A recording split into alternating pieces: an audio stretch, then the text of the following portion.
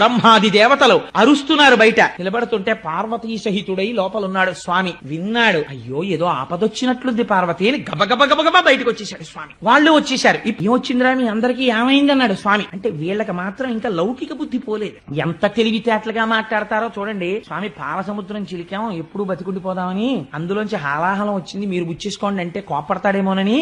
మరి ఆయన అంటే మాటలేంటి, మొత్తం విశ్వానికి తండ్రి. అందుకని ఆయన దగ్గరికి వెళ్ళి భూతేశ భూతాత్మ భూతభావన రూప దేవ మహాదేవ దేవవంద్య, ఈ లోకములకెల్ల ఈశ్వరుండవు నీవు, బంధమోక్షములకు ప్రభుడవీవు, శక్తియుతుడవీవు, శబ్ద యోనివీవు, జగదంతరత్నవీవు, ప్రాణమరయ అఖిలమునకును సమస్త బ్రహ్మాండములను ఈశ్వర స్వరూపంగా చెప్పేసి, ఈశ్వర ఈ విశ్వమంతా నిండి నిబిడీకృతమైనటువంటి వాడివి నువ్వే. మేము చెయ్యకూడనటువంటి పని ఒకటి చేశాం. ఒంటికి తీట ఉంది కదా అని ఎవరిని ముందు ప్రార్థన చేసి మొదలు పెట్టాలో ఆ జగత పితరవ్వందే